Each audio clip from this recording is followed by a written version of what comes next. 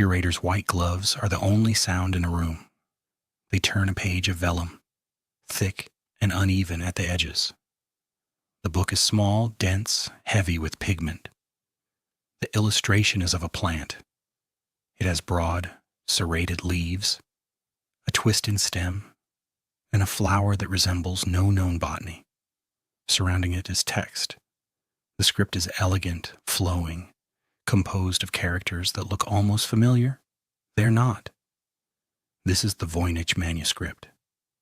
The official story is one of elegant fraud, a 15th century hoax, an invented language wrapped around fanciful drawings, crafted to deceive a wealthy patron into purchasing a book of nonsense, a clever forgery. That explanation has persisted for decades. It is clean. It is dismissive. It is almost certainly wrong.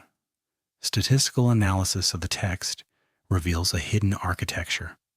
The word frequency follows Zipf's law, a pattern inherent to all human languages, where common words appear often and rare words appear seldom.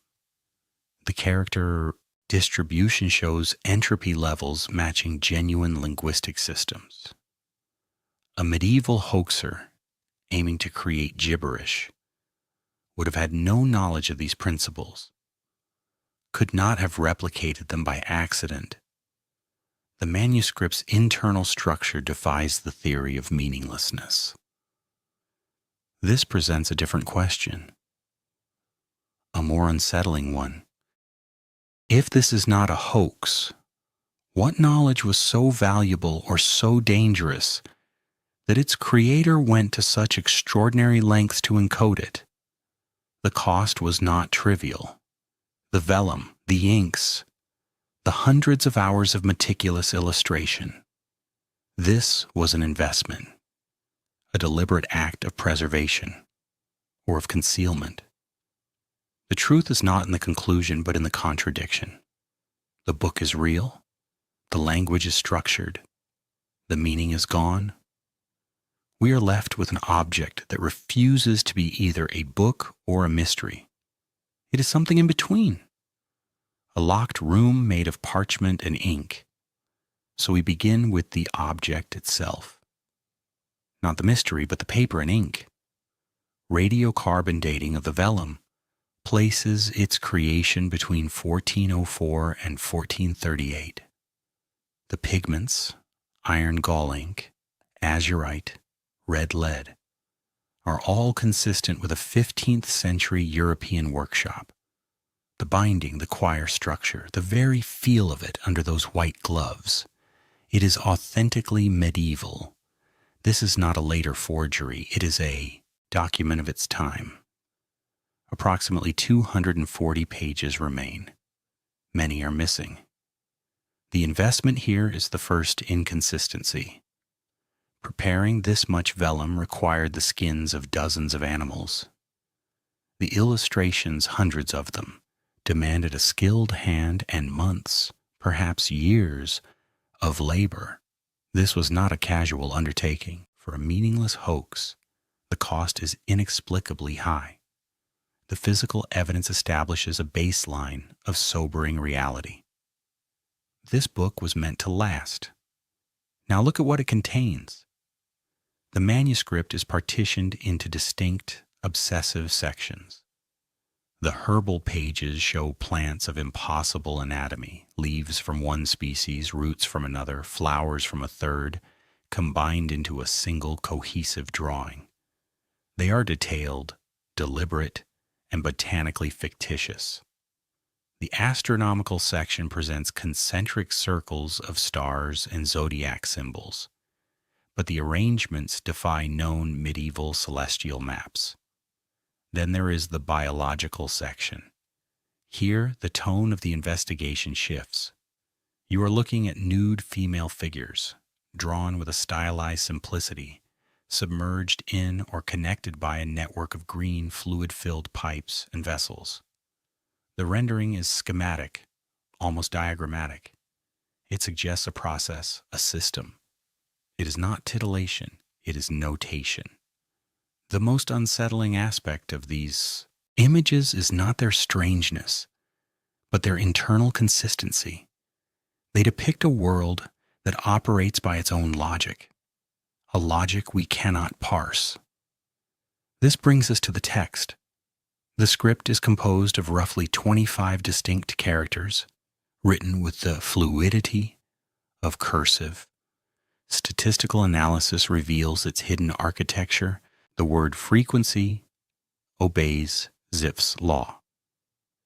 The character distribution shows the entropy of a natural language. These are the fingerprints of genuine communication. They are also the bars of the cage. The very structures that prove this is not gibberish are what have made it impervious to attack. The cipher, if it is a cipher, is of a sophistication that should not exist for its time.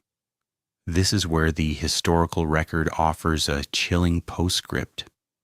The manuscript's known provenance winds back through the hands of alchemists and emperors like Rudolph II, who reportedly paid a small fortune for it. It resided in the library of the Jesuit Collegio Romano for centuries. Then in 1912, it was discovered by a book dealer named Wilfred Voynich, and then the codebreakers arrived. First, the brilliant cryptanalysts of the First World War. Then the teams from Bletchley Park, the men and women who shattered the Enigma cipher. Later, the top cryptographers of the Cold War era, like William Friedman, who led the effort to break Japan's purple code. All of them attempted to crack the Voynich. All of them failed. Modern supercomputers and artificial intelligence have produced tentative solutions. They are universally disputed, often nonsensical. The collective failure of the 20th century's greatest cryptographic minds is a fact as stark as the carbon dating. This is not a puzzle waiting for a smarter key. It is a lock of a different design. This vacuum of answers creates a pressure. It forces speculation into the spaces where evidence cannot go. There are theories, of course, that it encodes the herbal knowledge of a lost civilization, that it is a viewport into another dimension or an artifact left by a visitor from another time. Some propose it is a sophisticated example of glossolalia, a transcription of spoken tongues. There is a more grounded yet still problematic idea that it describes Mesoamerican plants, a New World pharmacopoeia encoded for European eyes. The details do not align. The illustrations share a stylistic language with European herbals, not indigenous codices. These theories are not evidence, they are symptoms. They reveal a profound human need to solve the lock, even if it means inventing a key. The most unsettling possibility is not any single exotic explanation. It is the cumulative implication of the evidence itself. The Voynich Manuscript may represent a complete, self-contained system of knowledge, a system so alien to our own intellectual framework that we lack the basic concepts to even begin deciphering it. It is not that the language is unknown. It is that the worldview behind the language might be irrecoverable, so we are left at a reckoning. We know the manuscript is a genuine artifact from early 15th century Europe. We know its text has the statistical skeleton of a real language. We know its illustrations are systematic and deliberate. We know it has resisted every cryptographic assault for over a century, from Renaissance alchemists to modern artificial intelligence. These are the facts, the borders of our knowledge. What we do not know is everything else. We do not know a single word it says. We do not know the author, the patron, or the precise purpose. We do not know if the nymphs in their green baths represent alchemy, biology, fantasy, or a literal process lost to history. The illustrations are either symbolic of concepts we cannot grasp, or they are attempts to document a reality we cannot see. We lack the original key. More than that, we may lack the cultural context that would make the language intelligible. The larger pattern here is one of profound intellectual humility. The Voynich Manuscript is the ultimate testament to the fragility of historical understanding. It demonstrates how a single artifact can cast a permanent, tantalizing shadow across centuries. It is a locked door. The lock is not broken from lack of trying. It is intact because of a fundamental disconnect in meaning.